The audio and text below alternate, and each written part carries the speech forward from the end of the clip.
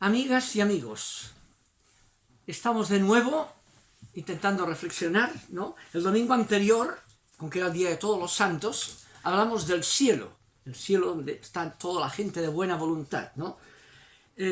Esta vez vamos a retomar lo que ya habíamos empezado dos semanas atrás, el acceso a las fuentes de los evangelios, ¿ya? Vimos cómo todas las tradiciones coinciden en que ese Jesús tenía un carácter conflictivo, por eso acabó como acabó, y al mismo tiempo de anuncio, dos características propias del profetismo, que denuncia primero situaciones que no son humanas y no son de acuerdo con lo que Dios es, y anuncian al mismo tiempo lo que realmente Dios da, lo que podemos esperar, ¿no? Eso vemos que está ya presente en todas las tradiciones de los 4 evangelios que nos han llegado canónicos, ¿no? En primer lugar, en Marcos, el más antiguo, parte del capítulo 1 ya cuando entra en escena Jesús diciendo: ha llegado el momento, y anuncia en que el reino de Dios se ha acercado a toda la gente de la calle. Ábranse a esta buena nueva, termina, ¿no? El anuncio. Pero inmediatamente en los capítulos 2 y 3 del mismo Marcos empieza a mostrar, digamos, ese anuncio realizado, y hay un endemoniado curado, un leproso, digamos, que es sanado también, un paralítico, un publicano, Leví, acogido, y un hombre con la mano seca. Todo es el anuncio de que el reino llega a los pobres de todo tipo, ¿no? Y ahí, en el capítulo 3, después de la narración del hombre de la mano seca, Jesús casi los mira con rabia o con mucho enojo, porque de ahí los fariseos, dice que juntándose con los herodianos, se juntaron y confabularon para destruir a Jesús. Y ya viene el conflicto, ¿no? Algo parecido tenemos en los evangelios de Mateo y de Lucas, ¿no? Mateo y Lucas, que narran textos de infancia, ¿no?, elaborados teológicamente. En Mateo, inmediatamente, en el capítulo 2, viene el tema del Jesús perseguido de niño, porque Herodes quería matarlo, ¿ya? Y Jesús se libera en medio de la persecución y la matanza de los inocentes por parte de Herodes, ¿no? Ese carácter de conflicto radical. En Lucas algo parecido ocurre cuando lo llevan al templo para la circuncisión. Hay un viejito, Simeón, y Simeón dirá: está feliz por el anuncio que ve en ese niño, se han cumplido en él las promesas y he visto la salvación que ha comenzado a realizarse. Pero a la vez anuncia el conflicto. Este niño será un signo de contradicción, y le dice a la madre: una espada te atravesará el corazón, ¿no? El conflicto con el anuncio. El Evangelio de Juan, el más tardío, el prólogo igual. El prólogo: el verbo se hizo carne, es la luz verdadera que ilumina a todo ser humano, pero vino a los suyos y los suyos no lo recibieron. El conflicto, ¿no? Pues bien, esas tradiciones, concentrémonos en 3 aspectos propios de esa conflictividad vinculada al anuncio, que están recogidos en los evangelios de Mateo y Lucas, ¿ya? Y que lo llamamos el capítulo 4 de Mateo, equivalente de Lucas, también el 4 de Lucas, que son las tentaciones de Jesús, y el siguiente, que son las bienaventuranzas, ¿no? Las tentaciones tienen que ver con el carácter, el conflicto. ¿A qué va el conflicto, no? ¿Cuáles son los aspectos que valora el ser humano, que valoramos como aquello por lo cual vale la pena vivir, ¿ya? Y que uno vale tanto más cuanto más tiene? Es el placer, el poder y la riqueza, ¿no? Entonces Mateo 4 toma esos 3 aspectos y los pone como tentación de Jesús, que es la tentación de todo ser humano, ¿no? Satán tentando.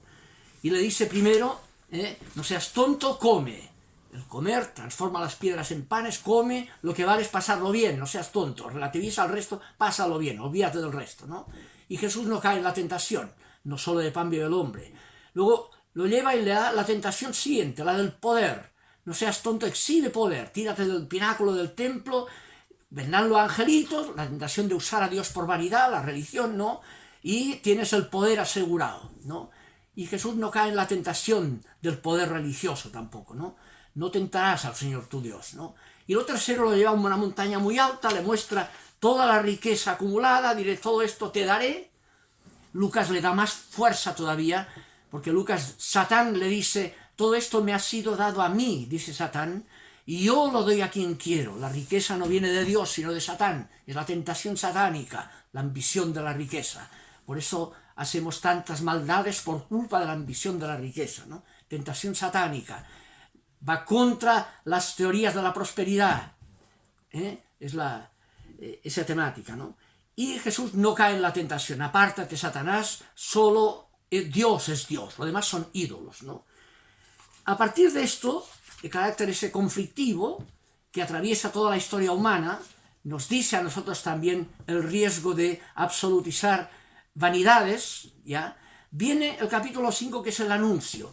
Es el capítulo 5, y equivalente de Lucas, de las bienaventuranzas, ¿no? Felices. ¿Y quién son felices? Primero, frente a la pretensión de que es el pasarlo bien lo que vale en la vida, felices los que lo pasan mal, los que pasan hambre, pasan sed, lloran. Dice, segundo, frente a la pretensión que es el poder, lo que vale a costa de lo que sea, felices los que no tienen poder, los impotentes, los mansos, los pacíficos, los perseguidos. Y frente a la pretensión de que es la riqueza, felices los pobres, ¿ya?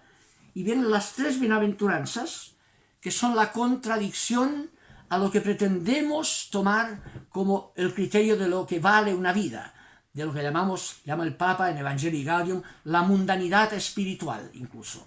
Lo que pretendemos que vale, una religión vale tanto más, cuanto mejor nos da placer, cuanto más poder acumulamos y cuanto más riqueza tenemos, ¿no? Y el mundo funciona así, es lo que llamamos el exitoso, el hombre de mundo o la mujer de mundo, la que se rige por esos supuestos valores, ¿ya? Y él dice, felices frente a la pretensión de que es el placer, los que lo pasan mal, no porque lo pasen mal, sino porque pueden ser felices aunque lo pasen mal, pueden ser felices aunque no tengan poder, y pueden ser felices aunque no tengan riqueza, siempre que descubran, y ahí está el secreto de esa felicidad, lo que llama Jesús en la tradición el reino de Dios, porque el reino de Dios es de ustedes que lo pasan mal, de ustedes que son víctimas, de victimarios, víctimas del poder, y de ustedes que son los pobres, víctimas de los abusos de la riqueza, ¿no? Ese es el tema profundo que hay en este tema. Yo diría, en el Evangelio de Lucas, esa felicidad del reino la vincula a la buena voluntad, ¿ya? Eudoquía, dice el texto de Lucas, ¿no? En el capítulo 10, versículo 21, emocionado Jesús de que el reino sea para estos sencillos, sin riqueza, sin poder, y que lo pasan mal en la vida de repente, no pueden tener grandes placeres, dice que se emocionó Jesús y dice, te doy gracias, Padre, Señor del cielo y de la tierra, porque escondiste este secreto de la felicidad a los sabios y entendidos, a los hombres de mundo, y lo has revelado a los nepioi, a los sencillos. Sí, Padre, porque así es la buena voluntad, la eudoquía, dice, así es. Y luego en el capítulo 12, en el versículo 32, dirá esa expresión, no temas, pequeño rebaño, aunque sea pequeño rebaño, sea comunidades pequeñas, no teman, porque el Padre se ha complacido de daros el reino. Ese se ha complacido ha sido la buena voluntad del Padre, usa el mismo término, eudokesan, eudoquía en forma verbal, porque el Padre tiene la buena voluntad de daros el reino. Es la felicidad del reino entendida como la buena voluntad, que se juega en la alteridad, no en ser yo a costa de los demás, pasarlo yo y el mundo, los que le pasan mal, peor para ellos, no tener yo el poder a costa de empobrecer a otros, tener la riqueza a costa de empobrecer a otros, o el poder abusando de ese poder, produciendo víctimas, sino que la felicidad del reino está en la alteridad, en ser capaces de misericordia. Ahí está la felicidad. La felicidad está en el sentido de la existencia vinculado a la alteridad misericordiosa. y no al poder a costa de la misericordia. Ese era el tema gordo que hay ahí.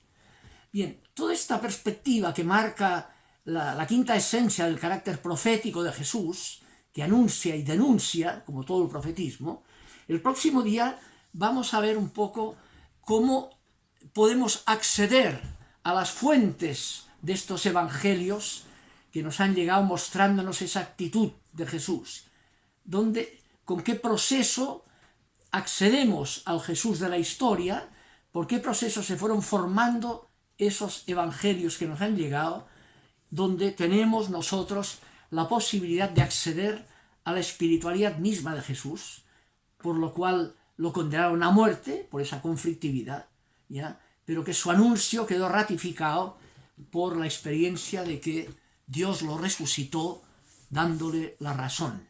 De manera que todo aquel que enfrente su vida en la línea en que Jesús la enfrentó y por la cual lo condenaron a muerte, tiene razón aunque lo maten por ello.